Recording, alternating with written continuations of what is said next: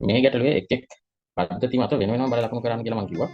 දැන් මේ විභාග ගානක් මේ විභාග ගානේ අහලා තිබ්බේ මේ මුළු පද්ධතියට මොකද වෙන්නේ කියලා. ඒතකොට මේ ට්‍රොලිය මත සිටින ළමයා මේ විදිහට චුම්බකයක් අල්ලගෙන ඉද්දි මේ මුළු පද්ධතියම සමතුලිතයි කියලා අපි කිව්වා. හරිද? ඒකට හේතුව මේ බාහිර බල නැති හින්දා. ඒක අපිට බලන්නත් පුළුවන්. මෙන්න මේ යම්කිසි පද්ධතියක් මත බල ලකුණු කරන්න ඕන නම් අපි කරන්න ඕන මේ පද්ධතිය මෙහෙම වෙන් කරගන්න එක. ඒක අපි ඕනෑ තරම් කරලා තියෙනවා. ඒකට මෙහෙම බල ලකුණු කරන්න ඕන පද්ධතිය මේ විදිහට රේඛාවකින් වෙන් කරනකොට අපිට තාම කොහෙන්වත් කැපෙනවා පේන්නේ නැහැ. ඒකට මෙන්න මෙහෙම කපාගෙන ඉද්දි මෙතන පොළව සහ රෝද අතර ස්පර්ශය කැපෙනවා. මෙතනත් පොළව සහ රෝද අතර ස්පර්ශය කැපෙනවා.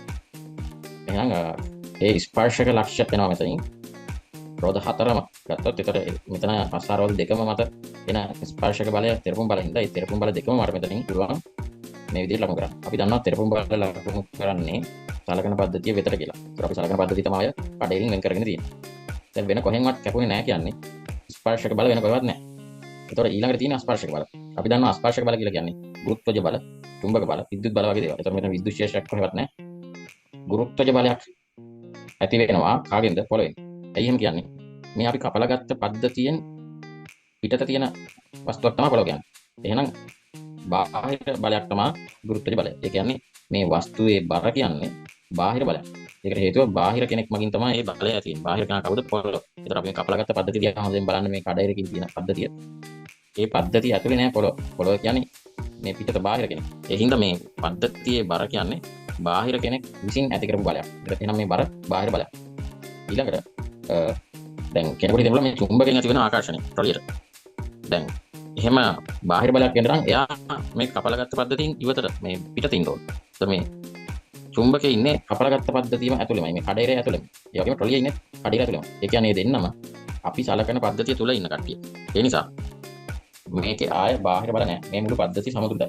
මේ මුළු පද්ධතිය සමතුලිතයි. ඒක නිශ්චලව ඉන්න ට්‍රොලිය මත කොහොම චුම්බකයක් ඇල්ලුවොත් ඒක නිශ්චලව තියෙනවා. ඒතකොට ඒක තමයි විභාග ගැටලුවේ පිළිතුර. ඒතකොට මම වෙන ප්‍රශ්නයක් මේකේ වෙන වෙන පද්ධති ගත්තාම බල ලකුණු කරත් කොහොමද කියලා. මොකද එහෙම කිව්වම ගොඩක් ළමයි වරද්දගෙන තිබ්බා. හරියට උත්තර ඇදලා යපු කෙනෙක් හිටියේ නැහැ. එතකොට මෙතන තියෙන තර්කය තමයි දැන් මුළු පද්ධතිය සමතුලිතයි නම් එක එක කෑලි ගත්තත් ඒ පද්ධතිය සමතුලිත වෙන්න ඕන. එහෙම වෙන්න බෑ. යම් පද්ධතියක් සමතුලිතයි නම් ඒ පද්ධතියේ තියෙන පොඩි උපපද්ධතියක් සැලකුවොත් එයත් සමතුලිත ඉන්න බෑ. නැත්නම් එයා විතරක් යන්න විදියක් නැහැ නේ. ඒකට එයාගේ බල ලකුණු කරොත් ඒකත් සමතුලිත බල පද්ධතියක් වෙන්න ඕන. එහෙනම් මේක අපි වෙන වෙනම පද්ධති වලට වෙන් කර ගන්න ඕන. එතකොට අපි මෙහෙම මේ විදිහට මේක වෙන් කරගත්තොත්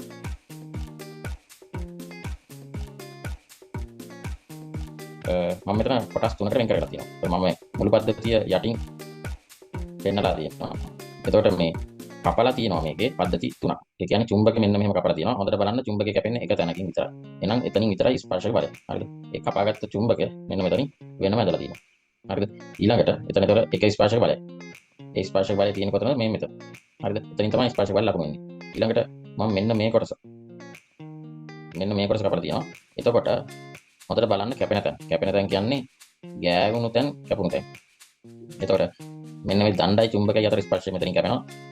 ඒ වගේම ළමයයි ආසනයයි මත ස්පර්ශය මෙතනින් කැපෙනවා. එහෙනම් ඒ පද්ධතියේ තියෙන්නේ ස්පර්ශක ලක්ෂ දෙකයි. ඒ කොයි හරියද? එකක් මෙතන අනිත් එක මේ මෙතන. එහෙනම් ඒ තැන් දෙකෙන් තමයි ස්පර්ශක බල ලකුණු වෙන්නේ. ඊළඟට මෙන්න මේ පද්ධතිය කපලා ගන්නවා. මේ පද්ධතිය කපද්දිත් ආයෙත් අර ස්පර්ශක ලක්ෂය එනවා. මෙහෙම කපලා ගන්නවා. මෙන්න මේක පද්ධතිය මෙතන පොළවෙන් ස්පර්ශය එනවා. මෙතනින් පොළවෙන් ස්පර්ශය එනවා. ඔය විදිහට ආයෙ මොකුත් වෙන්නේ නැහැ. එහෙනම් ස්පර්ශක ලක්ෂය ඒතකොට තියෙනවා එකයි මෙතන මෙතන ඉන්න එකයි මෙතන දෙකයි මෙතන තුනයි. හරිද? එතන රෝද හතරෙම හතරයි මෙතන එකයි පහයි. හරිද? මේ view එකෙන් අපිට වෙන්නේ තුනයි. හරිද? එතකොට එහෙනම් ස්පර්ශක බල එන තැන් ටික මම මේ විදිහට ලකුණු කරගත්තොත් මෙතනින් ස්පර්ශක බලයක් එන්න ඕන. මෙතනින් ස්පර්ශක බලයක් එන්න ඕන. මෙතනින් ස්පර්ශක බලයක් එන්න ඕන. මෙතනින් ස්පර්ශක බලයක් එන්න ඕන.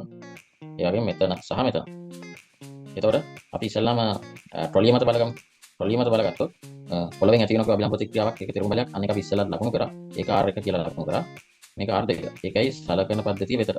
හරිද? ඊළඟට ට්‍රොලිය මත බර ක්‍රියා කරනවා මේ කොටස මත බලය. මම මේ කපලා ගත්ත කොටස මත බලය. ඉස්සෙල්ලා ලකුණු කරපු බලය නෙවෙයි. ඉස්සෙල්ලා අපි ගත්ත මේ මුළු ඔක්කොම. මේ මුළු ඔක්කොගෙම බර ඉස්සෙල්ලා ලකුණු කරේ. දැන් මම මේ ලකුණු කරන්නේ මෙන්න මේ කොටසේ බර විතරයි. හරි. මේ කොටසේ බර විතරයි. එතකොට ඒක W1 කියලා ගමු. හරි.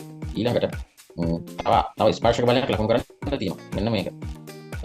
එතකොට එතන කොහොමද ළමයා ඉන්නේ? ළමයා ආසනයට තෙරපිලා ඉන්නවා. එහෙනම් තෙරපිලා ඉන්නවා නම් තෙරපුම් බලයක් කියනවනේ. ඔන්නම තෙරපුම් බලයක් කියනවා. ඒක අපි R3 කියමු. R3. එහෙනම් නිව්ටන්ගේ තුන්වෙනි නියමය අනුව මේකටම සමාන ප්‍රතිවිරුද්ධ බලයක් මෙහෙම එන්න ඕන.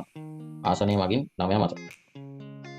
හරි. එතකොට මේ R1 R2 නිව්ටන්ගේ තුන්වෙනි නියමයට අදාළ ප්‍රතික්‍රියාව මොනවාද?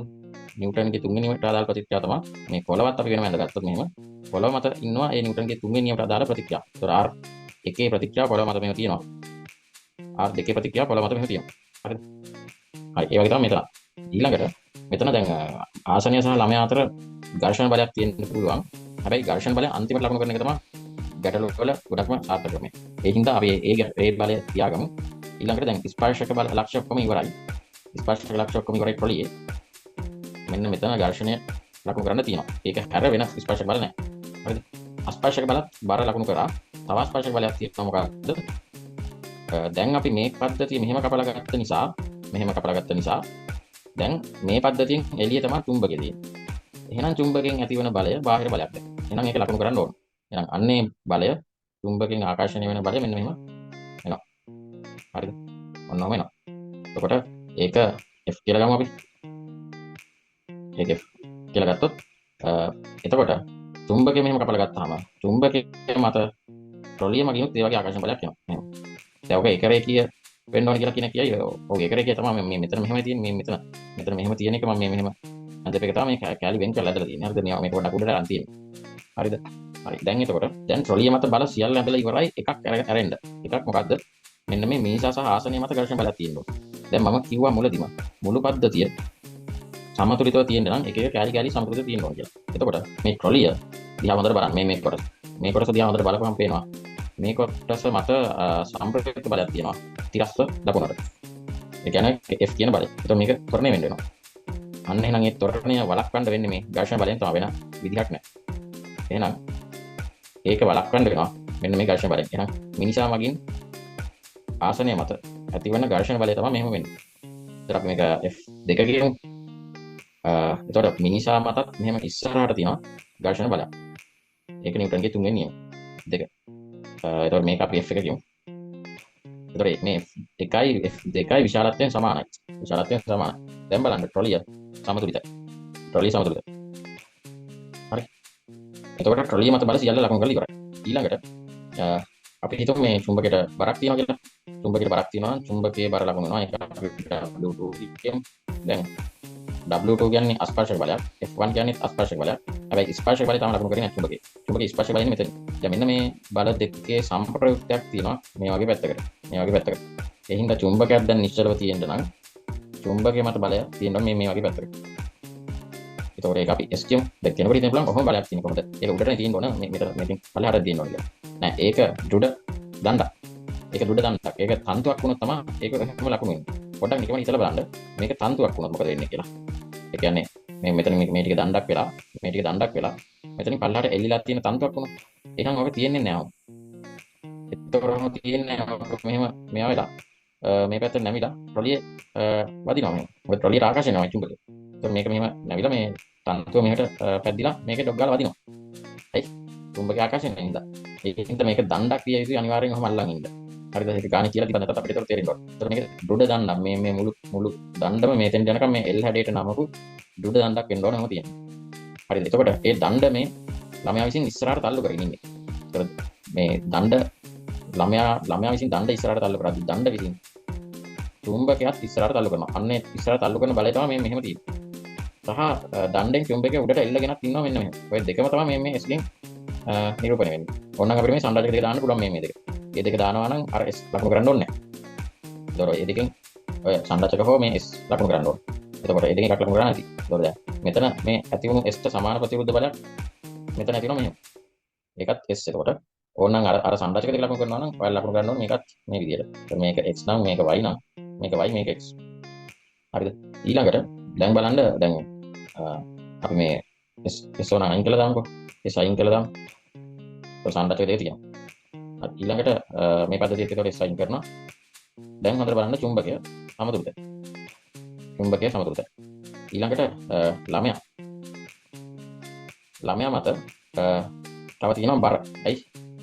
බර කියන්නේ ස්පර්ශක බලය. මේ පද්ධතියේ ස්පර්ශක බලය තමයි බර. එතකොට ඔන්න ඔක එනවා. එතකොට ඒක මේ වගේ ලකුණු වෙනවා. W3. ඔච්චර තමයි එතකොට බල. දැන් ළමයා සහිත දණ්ඩත් සමතුලිතයි. මේ මුළු පද්ධතිය සමතුලිතයි. ඔක තමයි එතකොට බල පද්ධතිය.